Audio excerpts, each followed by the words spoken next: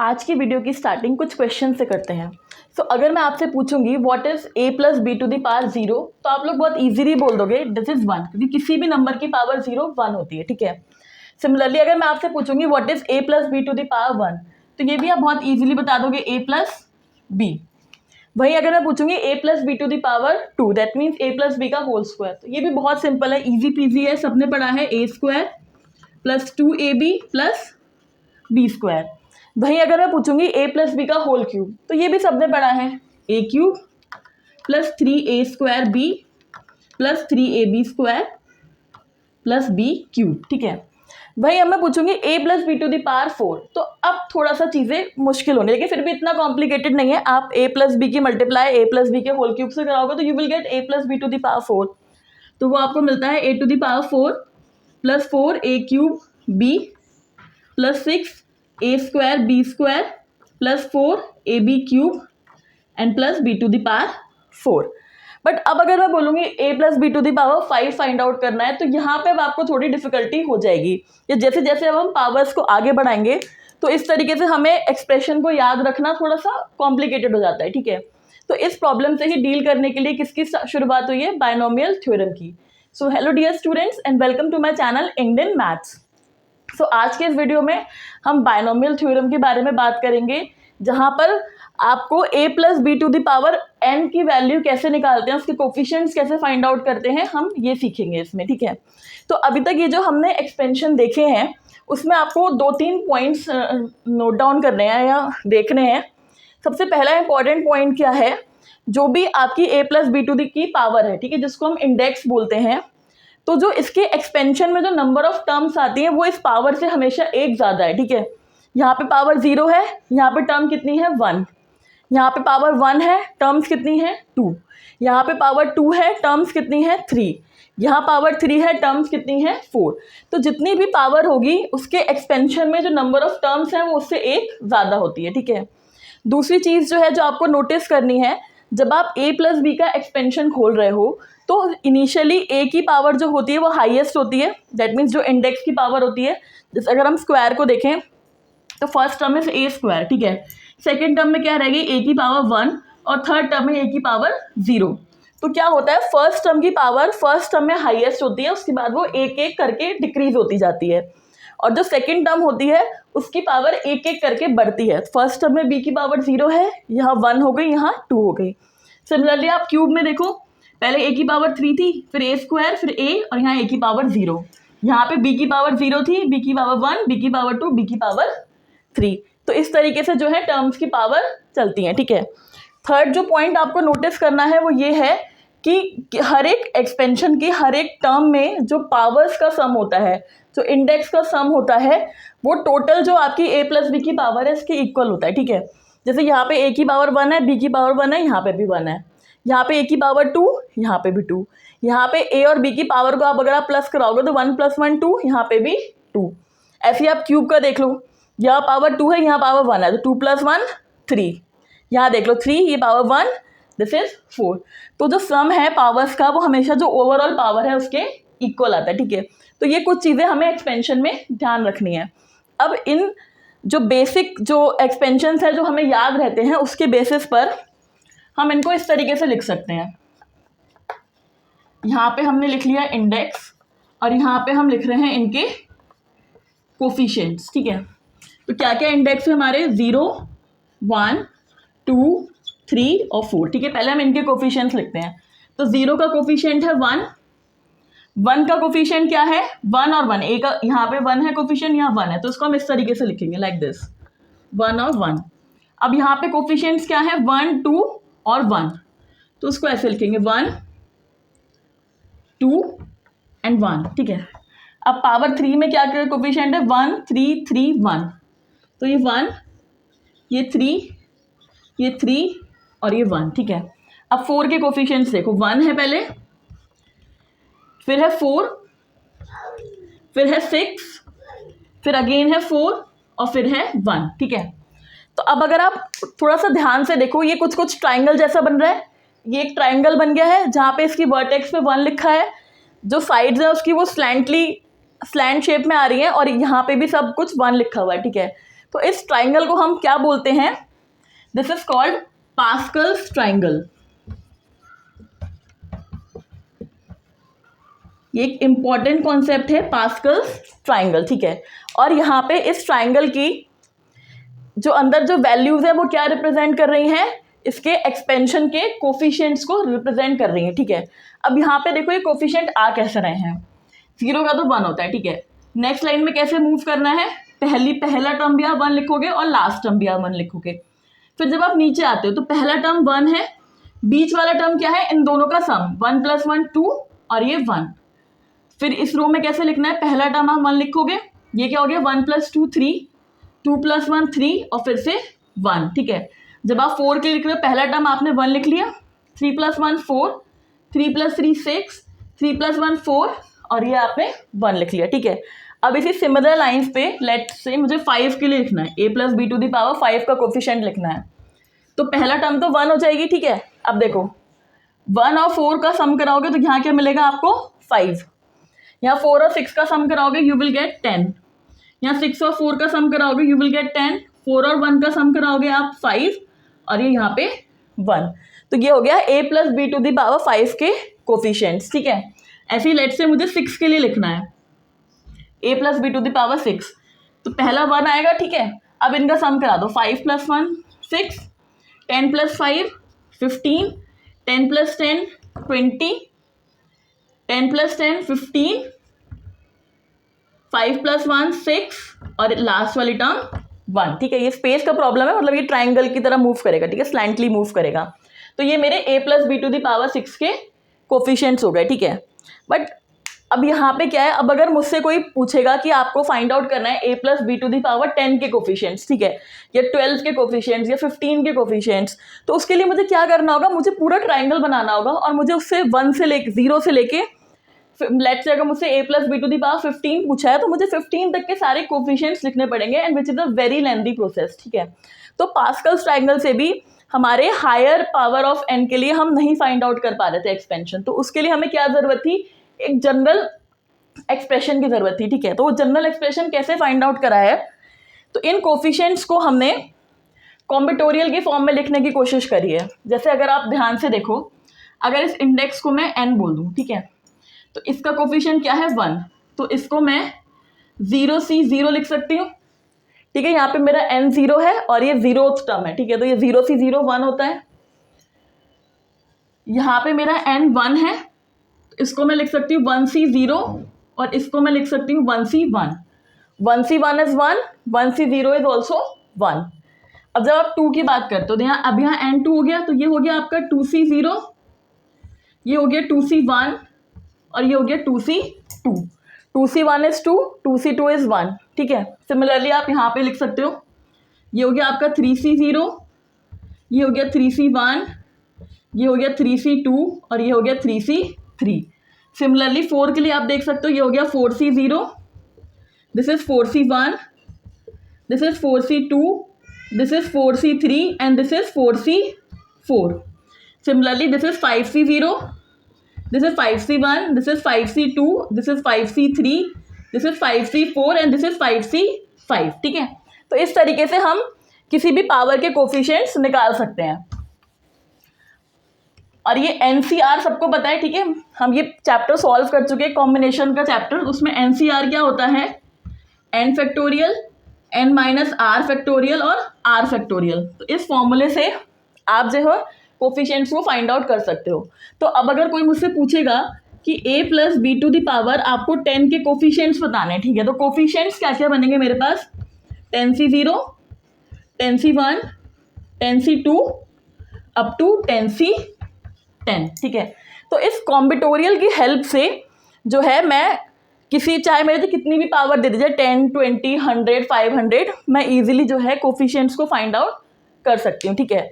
तो हमारे पास कोफिशिएंट्स आ गए। यहाँ से हमने एक पैटर्न ऑब्जर्व कर लिया कि जब भी आप एक्सप्रेशन लिखते हो तो उसका लिखने का पैटर्न क्या रहता है, ठीक है। तो इन दोनों के बेसिस पर अब हम एक जनरल एक्सप्रेशन दे सकते हैं बायनोमियल थ्योरम के लिए।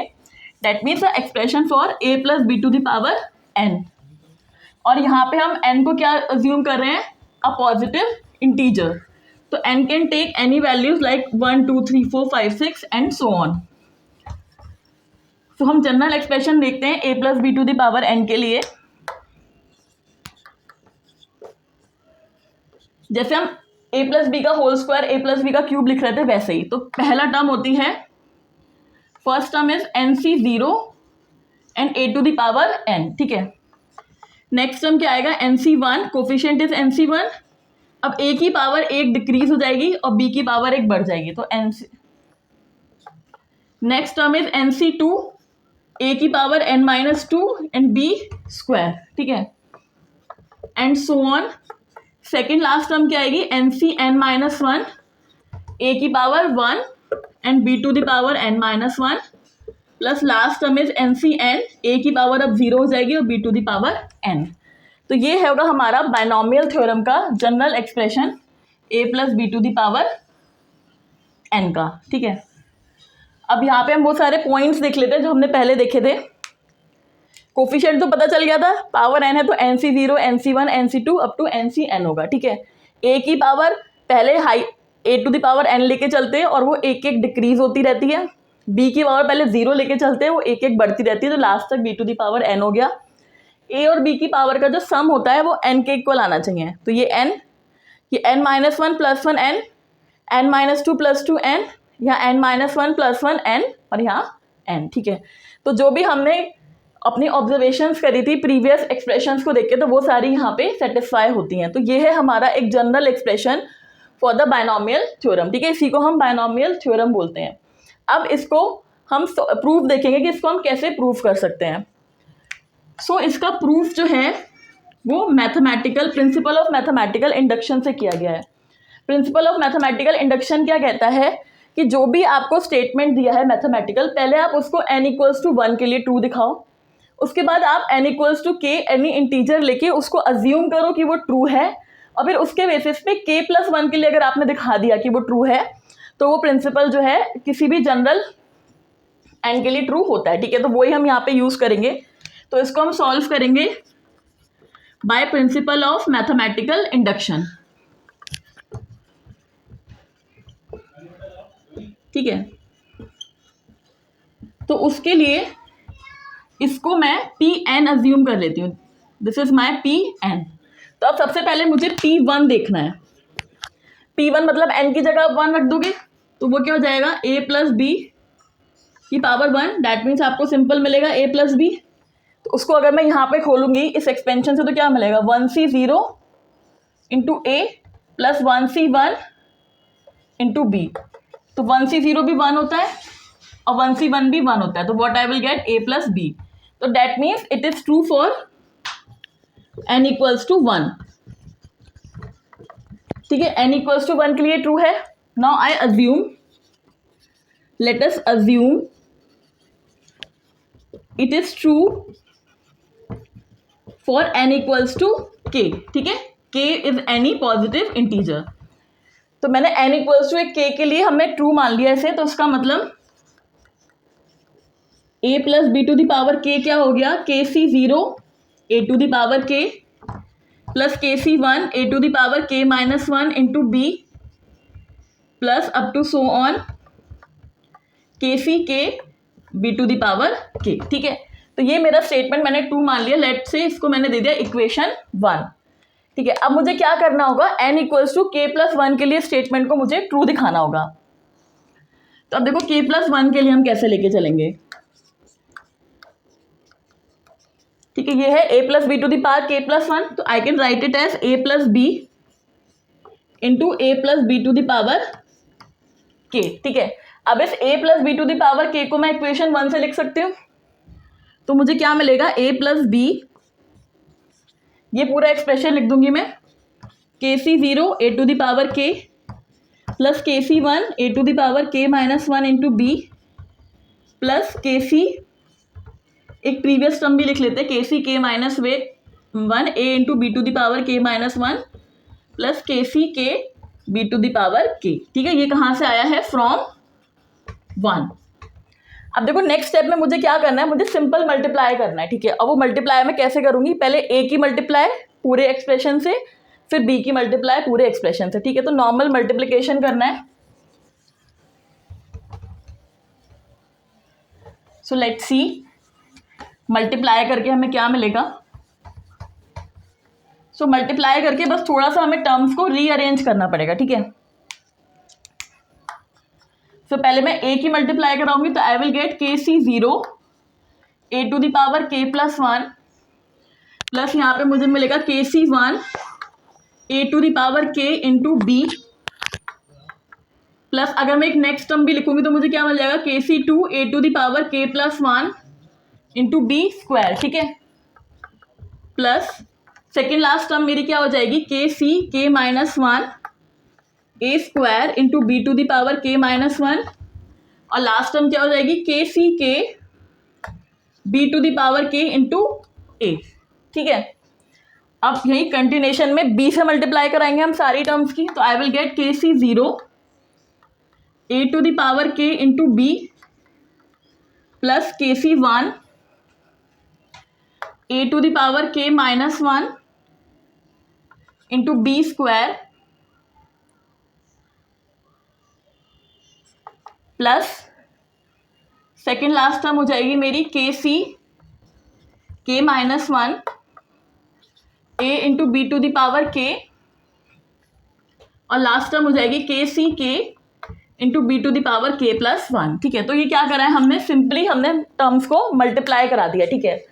अब देखो हम क्या करेंगे, जो आपकी फर्स्ट टर्म है और ये जो आपकी लास्ट टर्म है इसको आपको एज इट इज लिख लेना है, ठीक है। ये हो जाएगा आपका के C 0 A to the power K plus 1।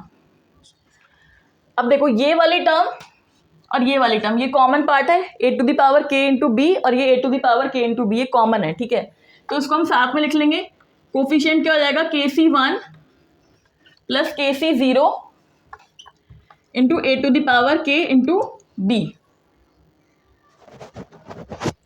यहाँ पे हमें -1 मिलेगा, ठीक है, क्योंकि ए की टर्म्स तो माइनस में जाती है ना, तो ये ए की पावर के मिलेगा हमें।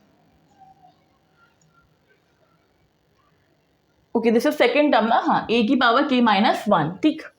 अब ये देखो ये ए की पावर के -1 इंटू बी स्क्वायर है और ये भी है ए की पावर के -1 इंटू बी स्क्वायर, तो ये आप कॉमन ले लोगे तो what you will get K C 2 plus K C 1 और यहाँ क्या बचेगा A to the power K minus B into B square, ठीक है। ऐसी टर्म्स आएंगी।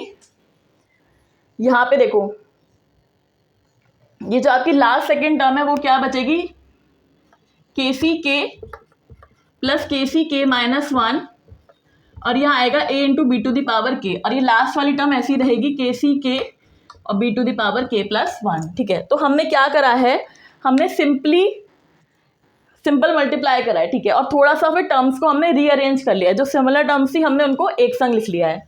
अब यहाँ पे हम कुछ रिजल्ट्स यूज़ करेंगे और उन रिजल्ट्स को यूज़ करते ही we will get our answer, ठीक है। तो जब हमने कॉम्बिनेशंस पढ़े थे तो वहाँ पे हमने कुछ बेसिक रिजल्ट्स पढ़े थे, वो हम यूज़ करेंगे। फर्स्ट रिजल्ट क्या था, NCR प्लस NCR -1 हो जाता है N+1 CR, ठीक है। ये मैंने अपनी वीडियो में प्रॉपर इसका प्रूफ भी करके दिखाया है, अगर किसी को रिक्वायरमेंट हो तो आप प्लेलिस्ट में जाके चेक कर सकते हो, ठीक है। तो ये जो हमारी जो ब्रैकेटेड टर्म्स आई हैं उसमें हम ये फॉर्मूला यूज़ करेंगे। यहाँ पे देखो N आपका सेम है, ये R है और ये R -1 है, ठीक है। तो ये किसके इक्वल हो जाता है, N+1 CR के इक्वल।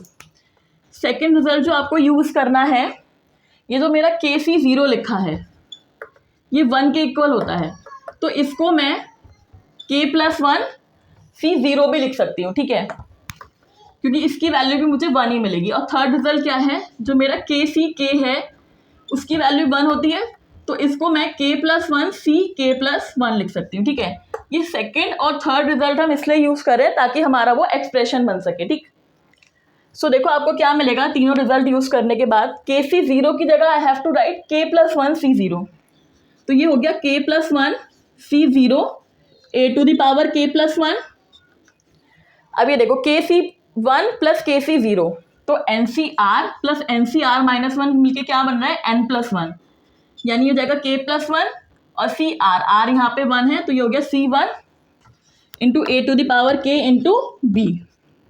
सिमिलरली ये क्या बनेगा आपका k+1 C2 A to the power k -1 B square, ठीक है।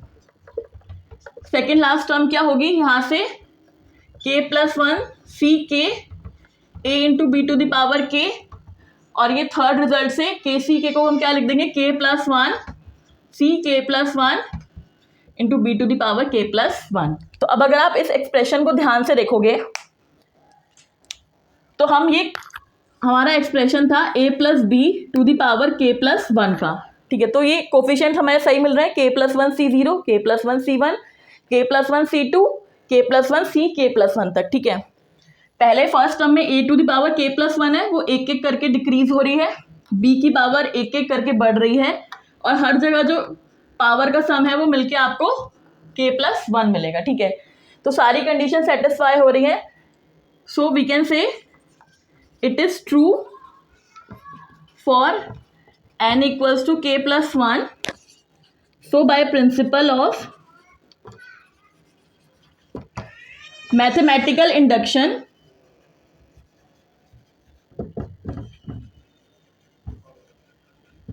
it is true for all n belonging to set of positive integers, ठीक है। सो ये हो गया हमारा बायनोमियल थ्योरम का प्रूफ। आई होप ये सबको समझ में आया होगा। बेसिक कैलकुलेशन है, जैसे हम principal of mathematical induction apply करते हैं उसके थ्रू हमने सॉल्व करा है। तो आज के वीडियो में हम इसे यहीं तक रखते हैं। नेक्स्ट वीडियो में we are going to solve the question of exercise 7.1। I hope सबको चीज़ें क्लियर हो गई होंगी। आज हमने बस बेसिक डिस्कस करा है कि बायनोमियल थ्योरम की ज़रूरत कहाँ थी, प्लस हमने उसको डिराइव कैसे करा है, ठीक है। पास्कल ट्रायंगल से हम कैसे बायनोमियल थ्योरम तक आए हैं, हमने वो पूरा सीखा है। सो नेक्स्ट वीडियो में हम क्वेश्चन सॉल्व करेंगे। अगर किसी को कोई भी डाउट है, you can freely ask in the comment section. I reply to all the comments. So thank you so much.